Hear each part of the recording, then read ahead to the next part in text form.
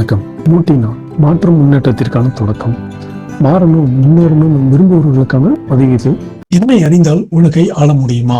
உங்கள் உலகம் அப்படிங்கிறது உங்களுடைய குடும்பம், தொழில், கல்வி மற்றும் வேலை. இதில் சிறப்பாக செயல்படவும் வளர்ச்சி காணவும் முன்னேறவும் முடியும். எப்படி அறிவியல் விஞ்ஞானம் ஒரு பொருளினுடைய தன்மை விளைவுகளை ஆராய்ந்து ஒரு பயனுள்ள பொருள்களை உருவாக்கி தருகிறது. உதாரணமாக இன்றைய தொழில்நுட்பம் அல்லது நம்மை சுற்றி இருக்கக்கூடிய மின்சாதன பொருள்களை பாருங்களேன். எவ்வளவு வளர்ச்சிகள், எவ்வளவு மாற்றங்கள். மொபைல் ஃபோன் ஆரம்பத்தில் இதை கண்டுபிடிக்கும் போது இருந்ததை விட இன்று எவ்வளவு பெரிய மாற்றம். இது மொபைல் ஃபோன் மட்டுமல்ல, நம்மை சுற்றி இருக்கக்கூடிய TV, fridge, washing machine, AC, வீட்டில் இருக்கக்கூடிய கேஸ் ஸ்டவ், அதில் கூட எவ்வளவு மாற்றங்கள். இதற்கெல்லாம் காரணம் என்ன? இதற்கான காரணம் அந்த பொருளை பற்றி தெரிந்து கொண்டவர்களின் உழைப்பு தான். சிந்தனை செயலில் வெளிப்பட்டு இன்று நவீன சாதனமாக இருக்கின்றது. இதைத்தான் அப்துல் கலாம் அவர்கள் கனவு காணுங்கள் என்று சொன்னார்.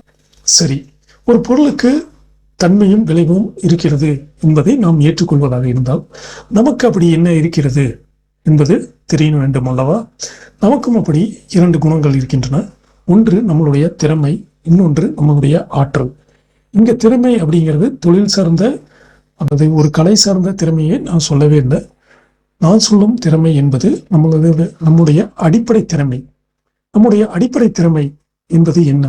உதாரணமாக ஆதி மனிதன் காட்டில் இருக்கும் பொழுது நெருப்பை பார்த்து பயந்தான். அதனுடைய தன்மையை பார்த்து பயந்தான். அது ஏற்படுத்திய விளைவுகளை பார்த்து, அழிவுகளை பார்த்தும் பயந்தான்.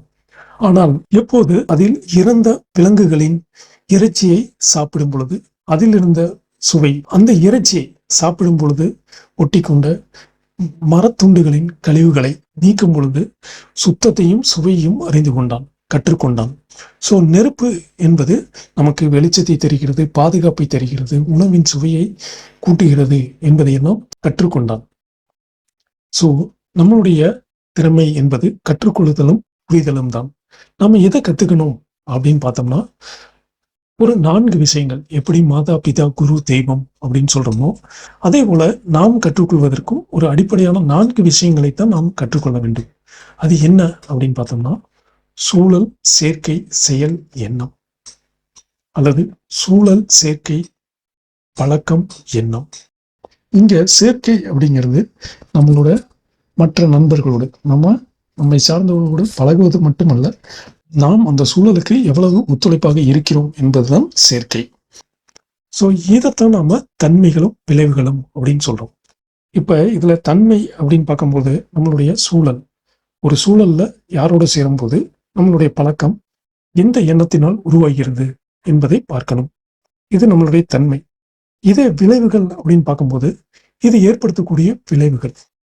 இது ஒரு சூழல்ல நான் இந்த பழக்கத்தோட இருக்கிறேன், இந்த மாதிரி ஒரு பழக்கம் எனக்குள் உருவாகிவிட்டது, நான் ஒரு சூழலை சந்திக்கிறேன் அப்படிங்கும்போது அங்க இருக்கக்கூடிய சூழல் சேர்க்கையில் இந்த பழக்கத்தினால் எந்த மாதிரியான நடவடிக்கையில் ஈடுபடுகின்றேன், எந்த எண்ணத்தில் எந்த நடவடிக்கையில் ஈடுபடுகிறேன் என்பதுதான் விளைவு. ஸோ இந்த தன்மை விளைவு, அதாவது நம்மளுடைய திறமை, ஆற்றல் எப்படி செலவாகின்றது, எப்படி பயன்படுத்திக் கொள்கிறோம் என்பதுதான் நம்மளுடைய வெற்றி. அடுத்து வரும் பதிவுகளில் நாம் சூழல், இந்த சேர்க்கை, செயல்பாடு, எண்ணங்கள் இதையெல்லாம் நாம பார்க்கலாம். ஆனா இதனாலதான் நம்மளுடைய இலக்கியங்கள், திருக்குறள் நம்ம எண்ணத்தை பத்தி அதிகமா சொல்லியிருக்கு.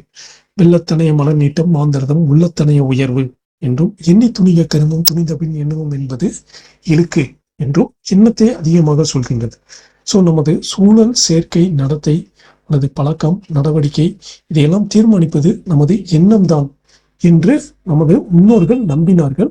ஸோ அதனாலதான் நம்ம எண்ணத்தை பற்றி ரொம்ப விழிப்புட இருக்கிறோம். நல்ல எண்ணங்கள் வேண்டும் அப்படின்னு சொல்றதும் அதனால்தான்.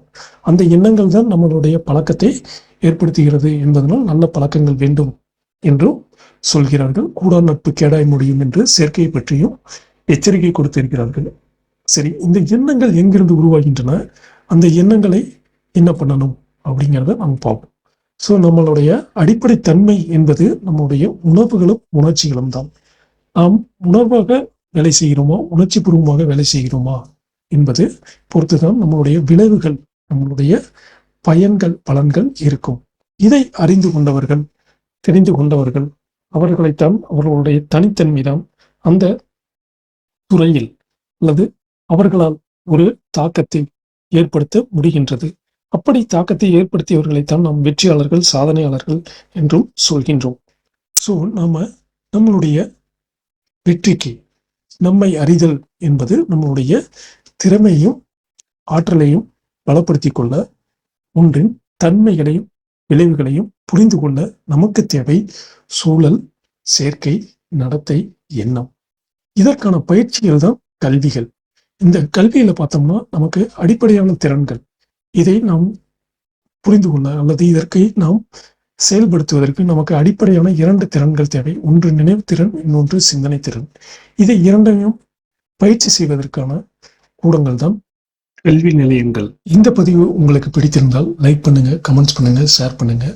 அதே மாதிரி எனக்கு ஏதாவது உதவ வேண்டும் என்று நினைத்தால் ஸ்கிரீன்ல தெரிகிற லிங்க்ல உங்களால் ஆன சிறு உதவிகளை எனக்கு செய்ய முடியும். ஸோ நாம எப்படி கற்றுக்கொள்கிறோம் அல்லது எப்படி செயல்படுகிறோம், புரிந்து கொள்கின்றோம் என்பதை பொறுத்துதான் நம்மளுடைய வாழ்க்கை முறையை தீர்மானிக்கப்படுகின்றதாக நம்புகிறோம். ஆக நாம் இங்கு நமது சூழல், சேர்க்கை, செயல், எண்ணம், இதை நாம் எப்படி நமக்கு வெற்றிக்காக பயன்படுத்திக் கொள்வது என்பதை பற்றியே தான் வரும் பதிவுகளில் நாம் பேசப் போகின்றோம். ஸோ நாம் நம்மை அறிந்து கொள்வோம்.